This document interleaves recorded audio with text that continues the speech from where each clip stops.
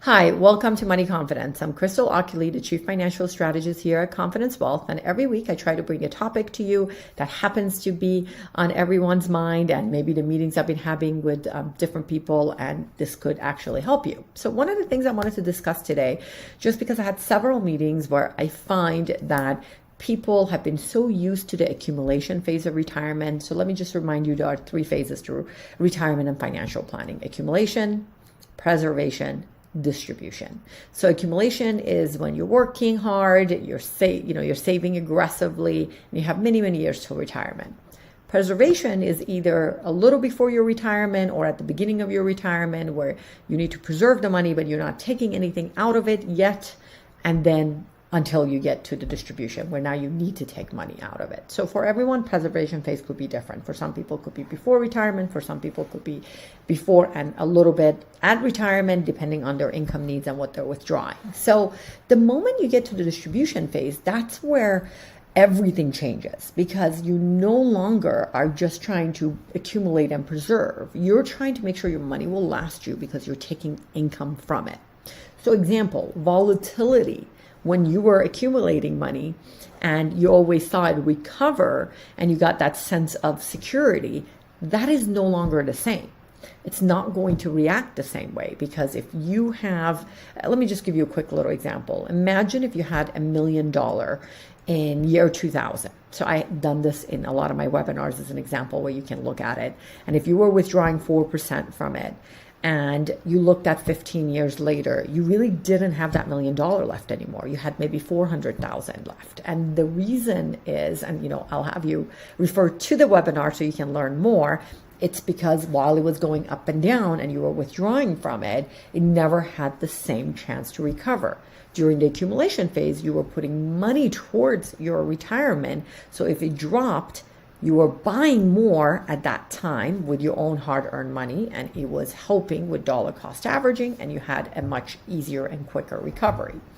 So besides recovery not being the same, where you have to be really careful in that distribution phase of retirement, what I find sometimes is that people are really oblivious to how much they can take and how long the money will last. So for example, someone may have $1 million and they think it's okay to take 10,000 out per year and they're going to be okay.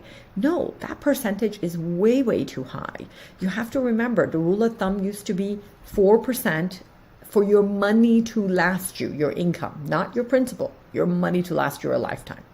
And let's say lifetime is 90. Now it's dropped to 3%. So the rule of thumb has become 3%. So if you have, because people are living longer, some are retiring earlier. Now, if you retired in your 50s, then you have to, not do 3% anymore. You have to do 2%. So it changes depending on what age you retire. But let's just pretend you're in your mid-60s at full retirement age, let's say Medicare age of 65, and you're retiring. So if the 3% rule applies, that means if you have $1 million, you can take out 30,000. If you have $2 million, you can take out 60,000 to supplement the rest of your income. If you're taking more than that out, there absolutely could be a danger zone much quicker than you think. And I find that out that a lot of times people are running these scenarios, or they have different advisors running scenarios for them at a really high rate of return and low inflation. And of course, everything looks good when you do it that way. You have to be realistic. You have to plan for the worst and then, expect the best. That's fine. But you have to run it based on higher inflation, maybe a conservative growth, just to see how long the money will last. So if you've never done a true Monte Carlo simulation to see how long your money will last you, or you feel like maybe your advisor gave you something that's too optimistic and you want to look at it from a, different set of eye and just make sure that you are on the right track, you really want to take care of it earlier than later. You don't want to wait until you're in your 80s when you're almost running out and then realize, I wish I had really planned for this. So I wanted to bring this up because I noticed that with several meetings I had, that they really were unsure about that withdrawal rate, or they thought they could withdraw a lot more than they really realistically can. And I never want you to be in that situation, and I wanted to bring this up. So if you're already working with Confidence Wealth, your team has already run these numbers for you, and they'll be happy to run it again, and you're in good shape.